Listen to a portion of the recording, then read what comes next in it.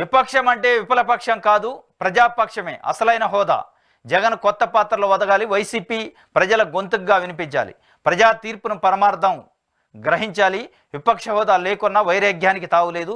అంకెలు కాదు, గొంతుకే ముఖ్యం. అసెంబ్లీలో పోరాట స్ఫూర్తి చూపాలని మేధావుల సూచన. ఎస్, ఇది కరెక్టు.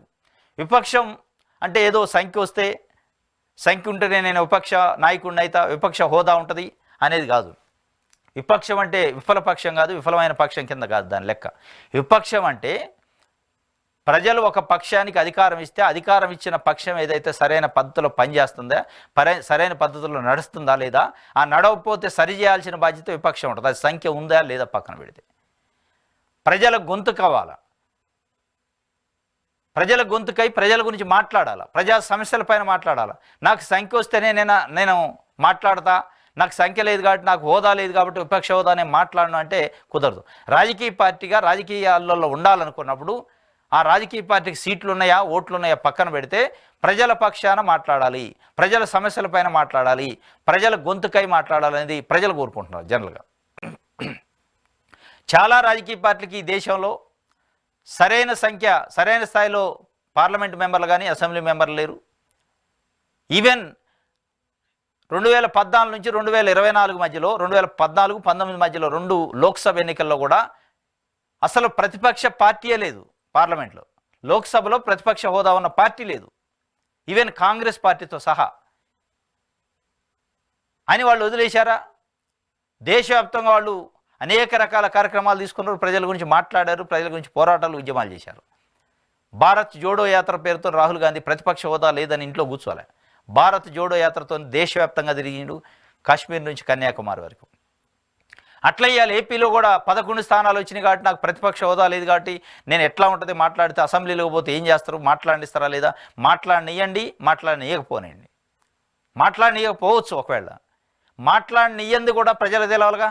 మీరు పోయారు, ప్రయత్నం చేస్తే ప్రజలు అదే తెలుగుదేశం పార్టీ సంబంధించిన నాయకులు మాట్లాడనట్లేని విషయాన్ని ప్రజలు గ్రహించాలి, తెలవాలి కదా. ప్రజలకు సంబంధించిన సమస్యలపైన, ప్రజలకు రావాల్సిన హక్కులపైన పోరాటం చేయాల్సిన అనివార్యమైన పరిస్థితి ప్రతి రాజకీయ పార్టీకి ఉంటుంది. అది ఎంపీలు ఎమ్మెల్యేలు గెలిచారా లేదా, సంఖ్య ఎంత ఉందనేది పక్కన పెడితే అది రాజకీయ పార్టీగా మీ బాధ్యత.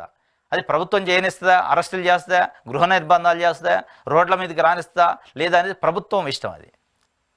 అది ప్రజలు చూసుకుంటారు. ప్రభుత్వం ఏం చేస్తుంది, ప్రతిపక్ష పార్టీగా మీరేం చేస్తున్నారు, మీ పాత్రను మీరు ఎంతవరకు న్యాయం చేస్తున్నారు, వాళ్ళ పాత్రకి వాళ్ళు ఎంతవరకు న్యాయం చేస్తున్నారో చూసుకొని రాబోయే ఎన్నికలలో వాళ్ళు ఏం చేయాలనే డిసిషన్ తీసుకుంటారు. కాబట్టి అదే మేధావులు పెద్ద ఎత్తున చర్చ జరుపుకుంటున్నారట. అనేక ప్రజా సంఘాలు కూడా విపక్షం అంటే విఫలపక్షం కాదు, విఫలమైనట్టు కాదు, దాని అర్థం ప్రజల పక్షం. విపక్షం మీన్స్ ప్రజల పక్షం అనేది స్పష్టంగా అర్థం చేసుకోవాలి. వైఎస్ఆర్సీపీ అనేది ఇది ప్రజాపక్షం, ప్రజల పక్షం, ప్రజల కోసమే ఏర్పడ్డ పక్షం, వాళ్ళు ఇచ్చిన హోదా అది.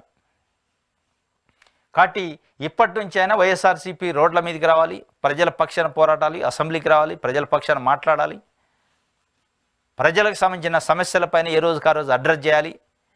అది అడ్రస్ చేయనిస్తుందా లేదా, ఉద్యమాలు చేయనిస్తుందా లేదా ప్రభుత్వం అనేది ప్రభుత్వం తెలుసుకుంటుంది. అది ప్రభుత్వం పని, మీరు చేయాల్సిన పని మీరు చేయాలి. చేస్తుంటే ప్రజలు చేయాల్సిన పని ప్రజలు చేస్తారు. కాబట్టి ఎట్టి పరిస్థితుల్లో జగన్మోహన్ రెడ్డి గారు, వైఎస్ఆర్సీపీ పార్టీ క్యాడర్ మొత్తం కూడా ప్రజల పక్షాన, ప్రజల గొంతుకై మాట్లాడాలి. మాట్లాడనిచ్చినా మాట్లాడనిపోయినా అప్పుడు మీ పార్టీ కూడా స్ట్రెంత్ అయింది, మీ పార్టీ క్యాడర్ కూడా బలం అయింది, ధైర్యం వస్తుంది. ఎస్, మా నాయకుడు రోడ్డు మీదకి వస్తాడు, మాట్లాడుతాడు, మాకు ప్రజా బలం ఉందని. ఇది మనకు స్పష్టంగా కనపడదు. ఇనుకొండలో నిన్న రషీద్ కుటుంబాన్ని పరామర్శించడానికి వస్తే కొన్ని వేల మంది ప్రజలు రోడ్ల మీదకి వచ్చారు. అది బలం కాదా జగన్మోహన్ రెడ్డికి? అది హోదా కాదా? అది ఎవరిస్తే వచ్చే హోదా?